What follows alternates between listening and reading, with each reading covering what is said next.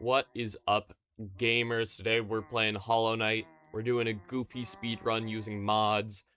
Basically, we're going to be using the benchwarp mod to teleport all around the map super fast.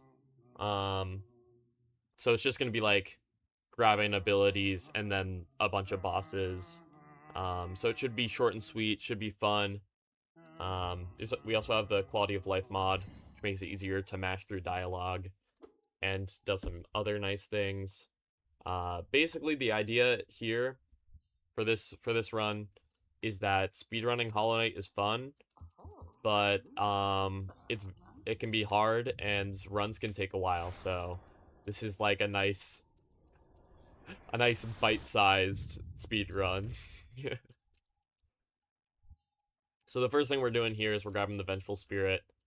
It's not required, but it will speed up our damage output by a large amount, which is going to be useful for all the bosses we have to fight. The next thing we're going to do is we're going to fight one of those bosses. We're going to go to Green Path and fight Hornet so that we can get the Mothwing Cloak, which is pretty much necessary for getting the Mantis Claw. I think there might be a way to skip it. But it's difficult and slow, so we're not going to do it. And also, the Mothwing Cloak, the dash ability, is very useful for... Well, it's useful for traversal, but we don't do too much of that in this run, so it's mostly just to help out with boss fights.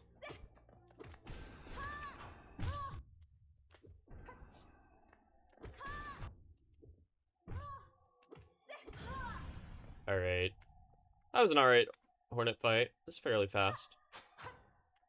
So now that we have the Mothwing Cloak, we are going to go straight to Fungal Waste to grab the Mantis Claw. If you've played this game before, you should know that the Mantis Claw is pretty much the most important ability in this game. It's going to allow us to wall jump, and that is very necessary for pretty much everything after it. Like, we're gonna be using it to get every other upgrade and pretty much fight every other boss that we need to do in this run. So we're gonna go grab that. So the goal of this run is to get the 3 Dreamers using the Dream Nail, which is we are going to be grabbing in just a minute. Well, it's not the next thing we're grabbing, but, you know, we will grab the Dream Nail and collect all 3 Dreamers so that we can open up the Black Egg Temple and fight the Hollow Knight. There's Mantis Claw. So actually the next thing we're going to do is we're going to go to Crystal Peak and grab the Crystal Heart. Funny thing there, because we teleported onto the Crystal Guardian bench, and usually you're supposed to fight the Crystal Guardian before you can sit on that bench. We don't teleport onto the bench, but instead right in front of it, because it's not actually an object you can sit on until after you defeat the Crystal Guardian. So that was just a little bit goofy. And the Crystal Heart that we're going to grab here is necessary to grab one of the 3 Dreamers. So it's a little bit of a detour, but it'll also help speed up a couple rooms that we need to go through, other than just getting to Monomon the Dreamer. It is going to be helpful. So yeah, what I was saying is we need to grab all 3 Dreamers to open up the Black Egg Temple. Technically, there is a bench in the Black Egg Temple. Oh my gosh, I got on the worst cycle ever there. There is a bench in the Black Egg Temple that we could hypothetically teleport to, but, like, then the run would be like 2 minutes long and would consist of only fighting the Hollow Knight with 0 upgrades, and that's just boring. So we're not doing that. Next we want to go to Resting Grounds so that we can get that Dream Nail that we need. Nice thing here, quality of life mod. patches back in being able to open your inventory in midair. And the thing is, when your inventory is open, the game doesn't have a cap on like your downwards acceleration. I think that's what it is. It's something like that. So being able to open up the inventory midair is very nice. So thank you, Quality of Life, for that, and Quality of Life for being able to mash through this dialogue real quick. So yeah, we have to do some platforming here once this moth shows us the way. And after this, it's pretty much going to be a couple bosses, and that's going to be the rest of the run. So because we have the Crystal Heart here, which you don't have to get before coming here, but if you do get it, you can do that nice super dash to skip a bunch of the platforming and do it real quick. Alright, here we can grab the Dream Nail. And there's going to be a funny moment here where after we get the dialogue telling us about the Dream Nail and what it does, the screen's going to turn white, but we're still going to be able to pause the game before the game returns, which looks a little bit silly, but that isn't like a modded thing. That is something that you can do in current patch just fine, and you can do you can like start you can become actionable before the screen even becomes visible, which is kind of funny. So that's where we needed the Crystal Heart, is to get in here for Uumuu, and then to grab the Dreamer afterwards. Now, the one other thing that Quality of Life does, it patches in that one glitch, which was nice. It lets us smash through dialogue, but it also makes it so that Uumuu here has perfect RNG, because, as you can see, Uumuu has 2 different attacks, and there's some RNG based on which attack it chooses to use. And also it has normally it has a chance to use an extra attack, so it can use like 4 attacks on the first phase and 3 attacks on subsequent phases. But yeah, Quality of Life is just going to be nice for that. I think Quality of Life also changes Uumuu's physics, because in current patch, Uumuu has slightly different physics than older patches, which messes up some fireball double hits. Okay, we're not getting a 3-phase, which is annoying, but I don't remember if 3-phase is possible.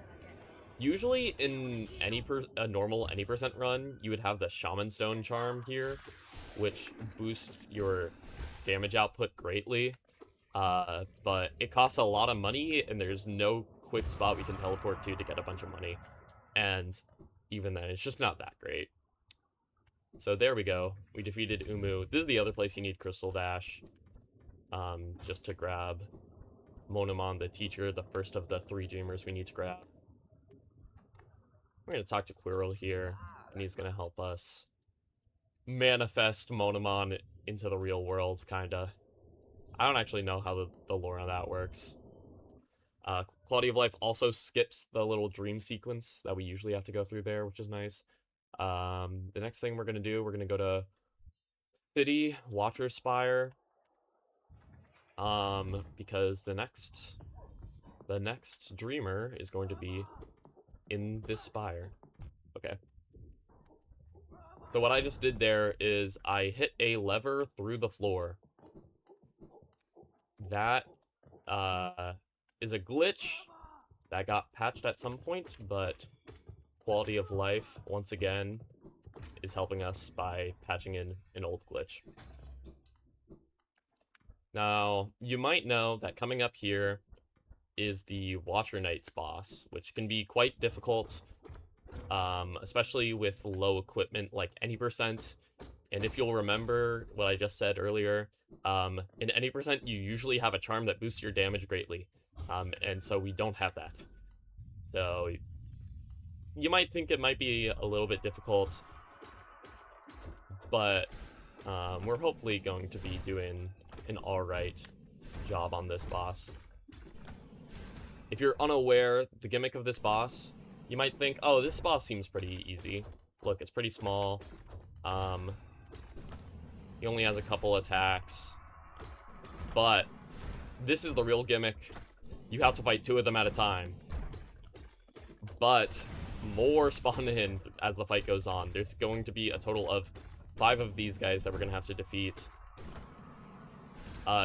There actually is supposed to be 6, but that wall that the chandelier that we broke earlier, the little rope, actually went and crushed and pre-killed one of the Water Knights for us, which is really nice. So yeah, if you're struggling with the Water Knights, make sure you do that. Because just having to fight 1 less Water Knight is always going to be really nice. Another tip for Water Knights, you generally want to have them on the same side of you. You don't want one on the left and one on the right entering you. Like, I'm kind of being hypocritical because they're kind of doing that right now, but it's going to be okay.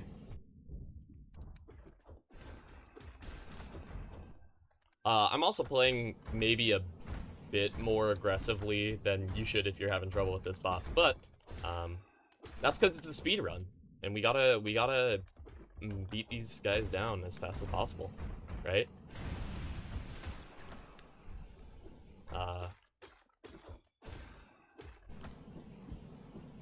So we should be nearing the end of this boss fight.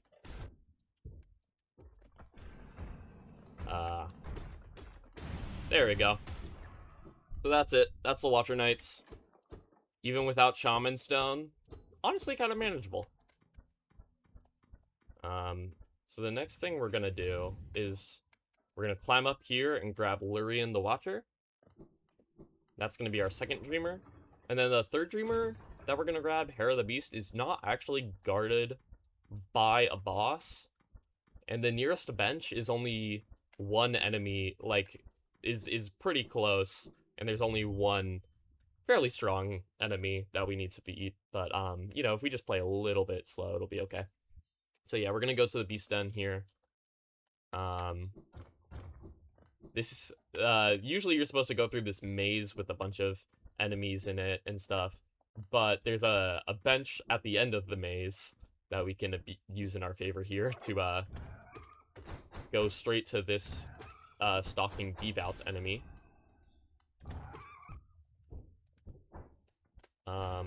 So usually it's big attack that it does 2 damage, but fun fact, if you just walk into it, it only does 1 damage, which means we can damage tank it like that. Now we have all the Dreamers, and we're not going to teleport into the Black Egg Temple, just because, you know, it's a little bit cheap to do that. That's kind of what we've been avoiding this whole run, so instead we're going to go to the nearest bench, which is really not that far away, and get into the Infected Crossroads, find the Black Egg Temple here, and now all that's left is going to be fighting the Hollow Knight. And like many times before, we're going to find that the quality of life mod is going to help us here, because usually you have to break the chains on the Hollow Knight before you can start the fight, but they're already pre-broken, so we can just get straight into the boss fight.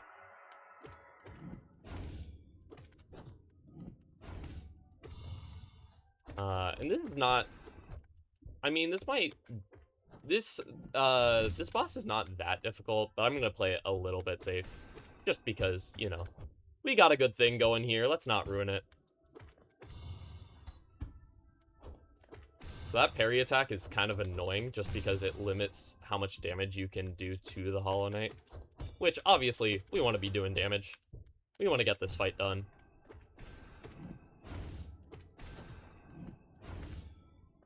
I think that even without the Shaman Stone, you can maybe get double hits on the Hollow Knight when they do that dashing attack. With your fireballs, you can sometimes hit enemies twice if they're moving in the same direction as the fireball usually. So That might be possible, but I'm not sure. Oh! If you saw there, it looked like the Hollow Knight actually got hit twice by a fireball, and they weren't even moving, so interesting. I think that they were doing maybe that attack, and I think the way that they stand up straight, well, fairly straight, made their hitbox wonky. It made it shift. Now we are in the third phase, and the Hollow Knight will do this self-stabbing thing, and also unlock a couple other extra attacks like this one. I think this is unlocked in phase 3. It could be phase 2, I don't know. But when the Hollow Knight is stabbing itself there, it's not actively attacking you, which is nice, but the downside is that it is hard-coded to only take, to never take more than 1 point of damage at a time. So something like a fireball would be wasted if the Hollow Knight is stabbing itself. Oh my gosh, we got some good RNG there. Where the, sometimes the projectiles can end up shooting straight into you and be rather annoying, but... Now we're in this fourth phase where the Hollow Knight is very weak. They only have like 3 attacks, and that's the only real one. And this is going to be the end. Now all that's left to do is to do a solid for our sibling and become the new Hollow Knight or something. You know, we gotta absorb, focus up all that infection, try to hold it in as best as we can. And I think that's time. I don't actually know when the timer's gonna go off. I think right there. It should be good. Wow, can you believe it? We can also skip through the credits thanks to quality of life. 14% completion in a time of 15 minutes, 55 seconds in game time. But on our timer here, we have 16 minutes and 9 seconds. Alright, well, if you guys enjoyed this fast cheaters speedrun, I hope you guys leave a like, comment down below what kinds of other weird speedruns you'd like to see me try, or challenge runs or whatever. In general, I just really like playing this game in different and weird ways. So yeah, make sure to subscribe if you want to see more. And I'll see y'all in the next one. Have a good one, y'all. Bye-bye.